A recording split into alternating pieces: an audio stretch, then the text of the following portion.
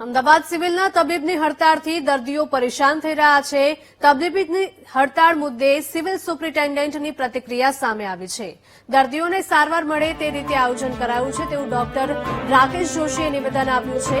હોસ્પિટલના R1 થી R4 વિભાગના તમામ 1200 તબીબ હડતાળ પર છે.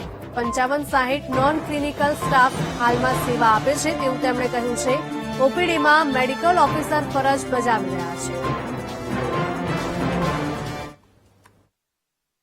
એટલે અત્યારે ગઈકાલે જે સાંજે અમને આવેદન આપવામાં આવ્યું એમાં રેસિડન્ટ ડોક્ટર્સ જેને કહીશું અમે R1 થી માંડીને R4 એટલે કે જે પાસ થયા પછી SR હોય એ લોકો એમાં સમાવેશ એનો થતો હોય છે અને બાય એન્ડ લાર્જ બધા ટોટલ જો ગણવા જઈએ તો 1000 થી 1100 ની વચ્ચે રેસિડન્ટ ડોક્ટર્સનું આ એક થાય અને એ લોકોએ ઓપીડી અને રૂટીન કામથી અળગા રહી ઇમરજન્સી ચાલુ રહેશે. આ ટ્રોમા સેન્ટરમાં જોયું જશે કે બધા જ રેસિડન્ટ ડોક્ટર્સ ત્યાં આવનાર ઇમરજન્સીમાં આવનાર દર્દીને સારવાર અત્યારે મળી જ રહી છે.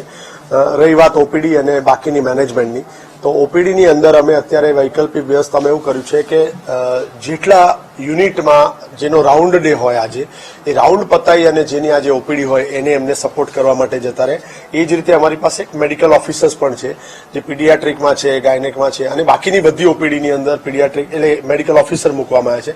એની સાથે સાથે ડીન મેડમને લેટર લખી અને એમના તરફથી જેને કહીશું ને કે નોન ક્લિનિકલ જે ટ્યુટર્સ અને આસિસ્ટન્ટ પ્રોફેસર છે જેમ કે એનાટોમી ડિપાર્ટમેન્ટ, ફિઝિયોલોજી ડિપાર્ટમેન્ટ, એવા બધા ડિપાર્ટમેન્ટના ફેકલ્ટીઝ અંદાજિત કહીશ તો 55 થી 60 જેટલા લોકોનું પોસ્ટિંગ એમને અત્યારે મારા અંડરમાં કર્યું છે, જેને અમે દરેકે દરેક યુનિટમાં એને ડિસ્ટ્રીબ્યુટ કરશું. જે વોર્ડની કાર્ય કરશે, વોર્ડની અંદર દાખલ દર્દીને કોઈપણ જાતની ઇમરજન્સીની જરૂર પડશે તો રેસિડન્ટ ડોક્ટર ડેફિનેટલી એમને સારવાર કરવાના જ છે. એટલે કે એને ઇમરજન્સીમાં કોઈ તકલીફ ના થાય એની વ્યવસ્થા ગોઠવેલી છે અને એ લોકોએ પણ એ રીતની બાંહેધરી આપી છે કે એમને તકલીફ એ નહીં પડવા દઈએ.